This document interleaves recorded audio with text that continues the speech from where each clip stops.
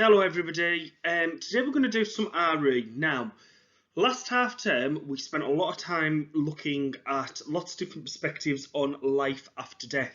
Now, we were supposed to be moving on to looking in more depth at Christian and humanist views about life and what's important to them. So we're going to do a bit of preparation for when we go back to school. And we're going to start off by looking at some Christian beliefs and the Christian belief of how life was created. So our big question today is going to be, do all Christians believe the same thing about creation?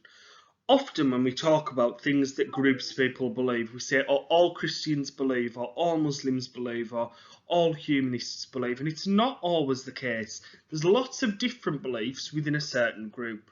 So, what we're going to do today is we're going to describe the creation narrative found in the Genesis story, which is the first book in the Bible. We're going to explain why some people think scientific theories clash with the Genesis narrative. And we're going to explain how different Christians respond to scientific theories of the creation of the universe.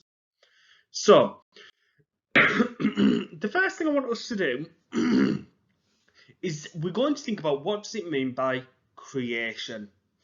So, I want you to pause the video. You don't need to write it down, but you can if you wish. And I want you to think about, what do I mean by creation? Pause the video now and just think about that question. Okay, let's come back together then. So creation is all about how the world and everything in our universe was created. Lots of people believe that the world and the universe is so spectacular that there must have been an element of what we call intelligent design, that someone with intelligence, namely God, must have designed it to be the way that it is. Okay? Now, we're going to read the narrative of creation from the Genesis story.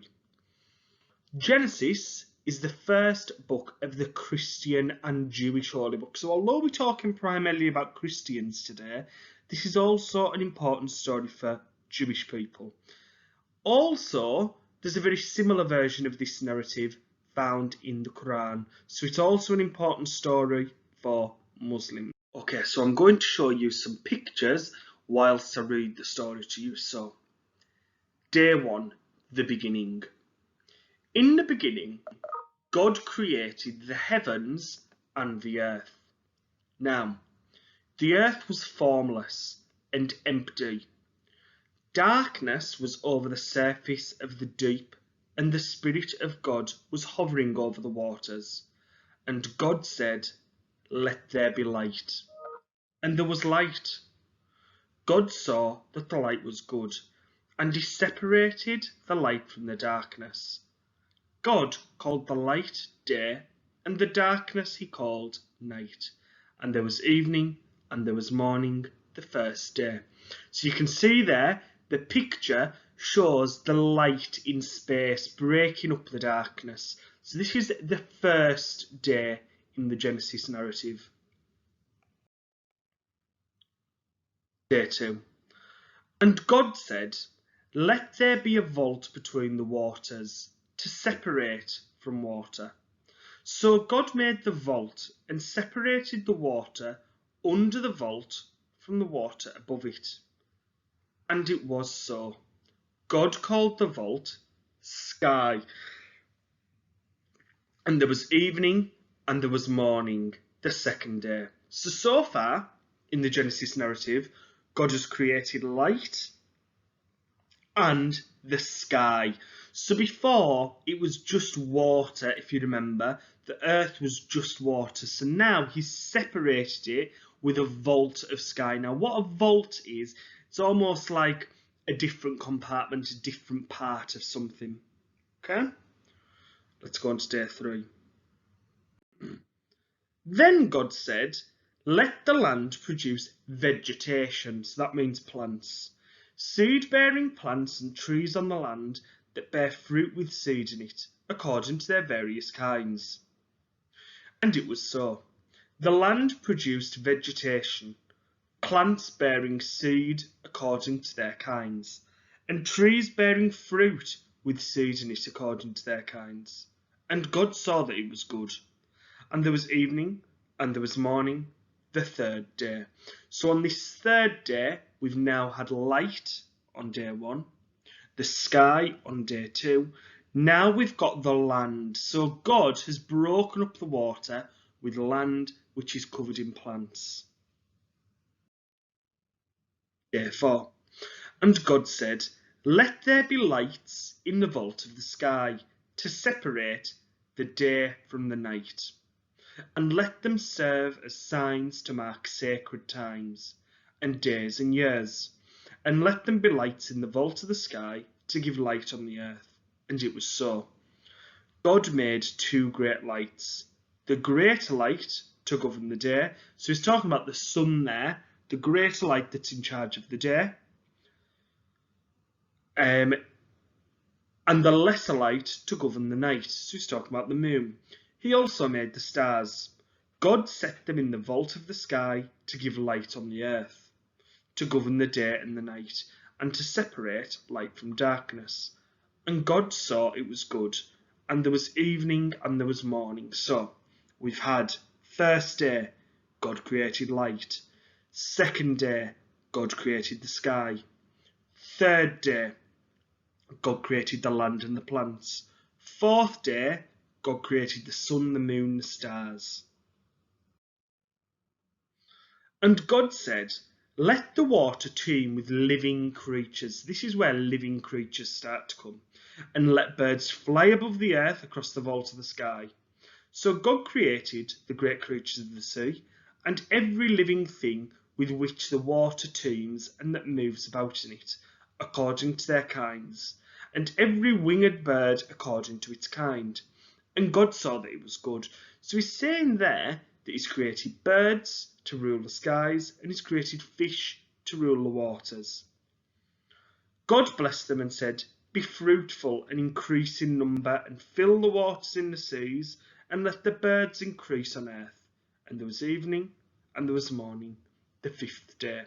So the 5th day, he's created the birds and the fish, and he's given them the power to multiply, so they can give birth to new birds and fish. So, first day, light. Second day, the sky. Third day, the land and the plants. Fourth day, the sun and the moon. Fifth day, the birds and the fish. Day 6.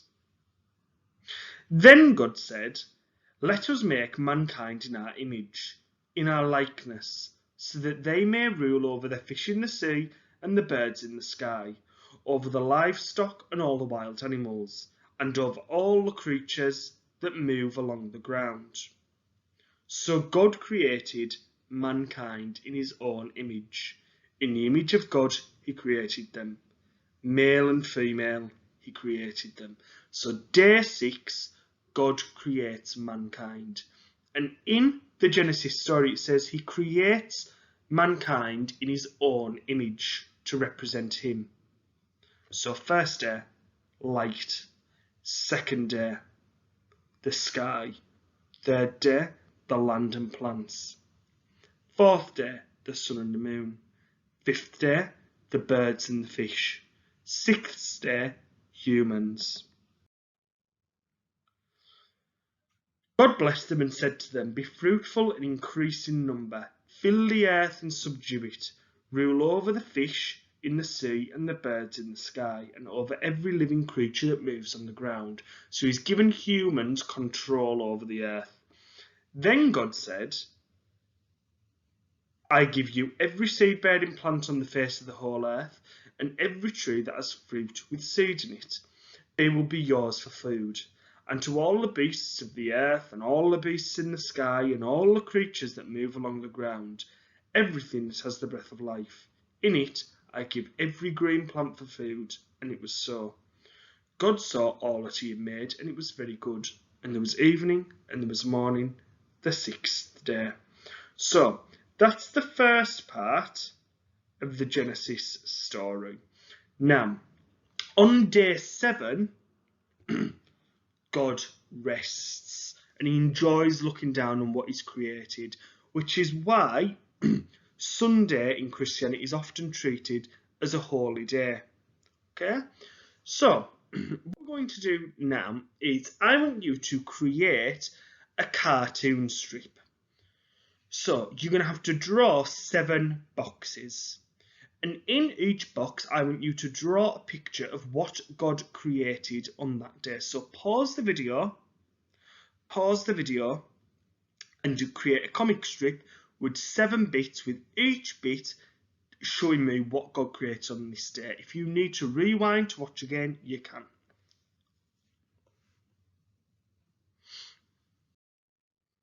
Okay, now, in recent years, some scientists have criticised the Genesis narrative of creation. So lots of scientists, not all scientists, but lots of scientists disagree with this story because of theories such as the Big Bang and evolution are thought to show how the universe and the creatures in it were created without intelligent design, without God doing it. Scientists believe there's lots of evidence for these theories.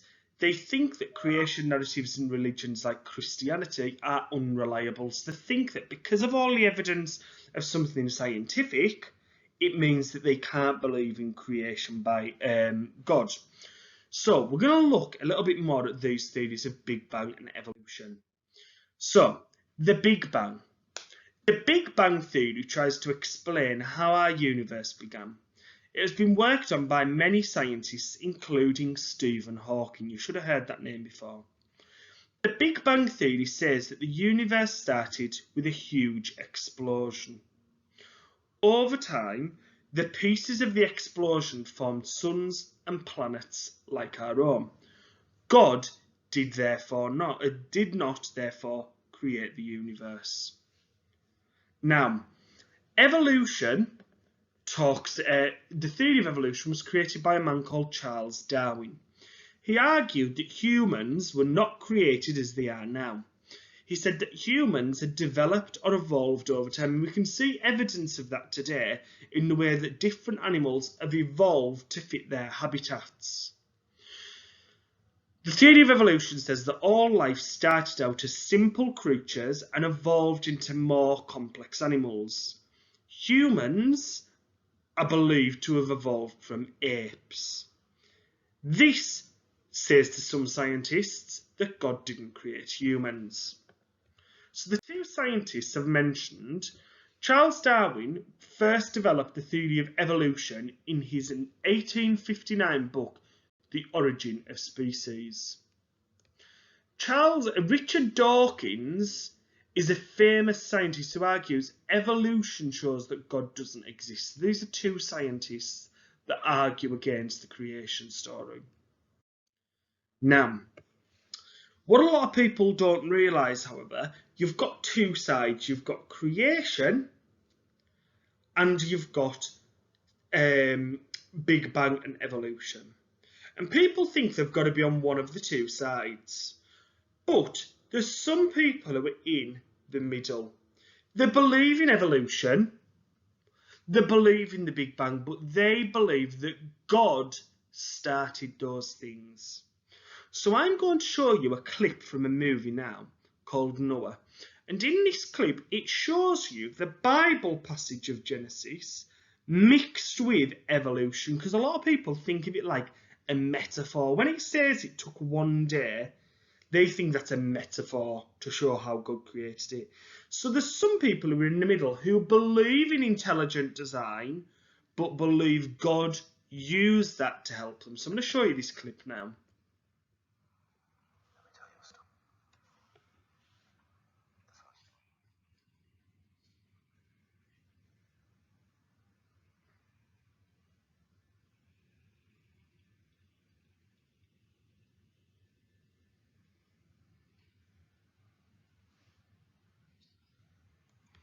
So look, this is going to be the first day of the Genesis story. There's nothing.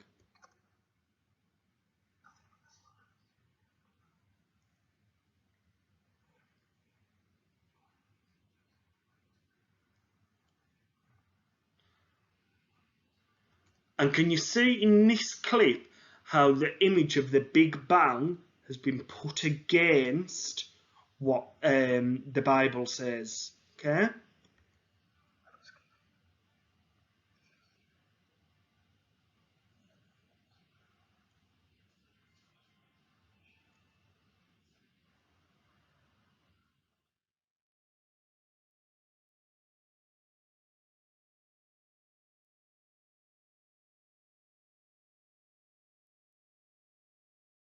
So can you see the story's talking about the sun and the moon and the creation of the earth?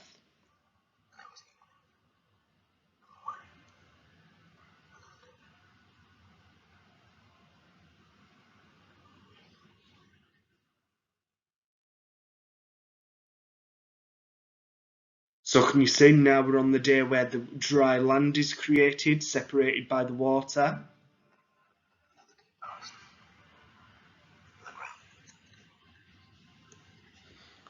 Look, now the plants are starting to grow, just like in the Genesis story. So it shows how a scientific explanation of creation and a religious explanation can actually go next to one another.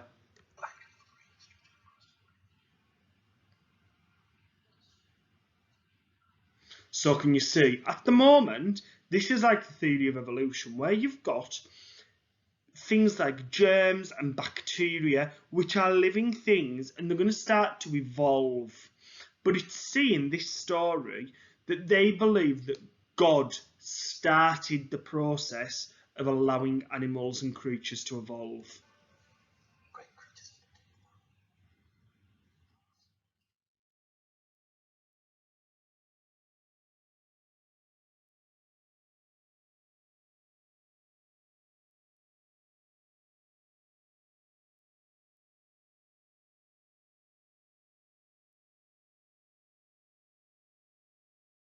So look in the video how the creatures that God created in the sea are now evolving to change to living on land.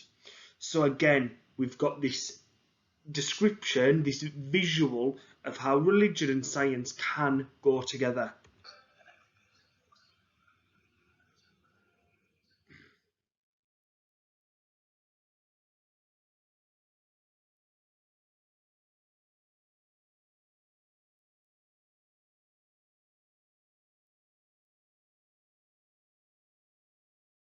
Can you see there's an ape of some type? What do you think that's going to evolve into based on Charles Darwin's theory?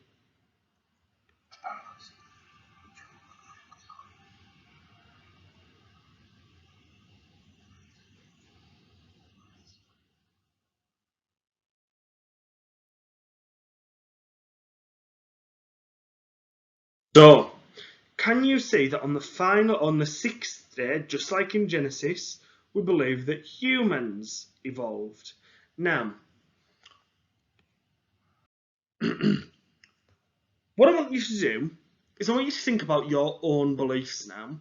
So, there's a statement here, it says the Genesis creation narrative cannot be believed anymore. Agree or disagree, there's no right answer. But I want you to think about where you would put yourself. And I want you to think about why. Now, you don't need to answer this on paper. What I'm going to do is I'm going to create a Google Forms quiz. And it's going to ask you some questions about this lesson. And one of them is going to be this statement. You might choose to believe in the story of creation from the Bible, or the Quran, or the Torah. You might choose in the scientific approach, or you might be somewhere in the middle. Any of those beliefs is fine. We respect all beliefs, but I want you to think about what you believe and why. Okay, so we're going to go now, and I'll look forward to seeing your comic strips. You're going to send me a photograph of those, and let me know when you've completed your Google Forms so I can have a look at your answers. Bye, everybody.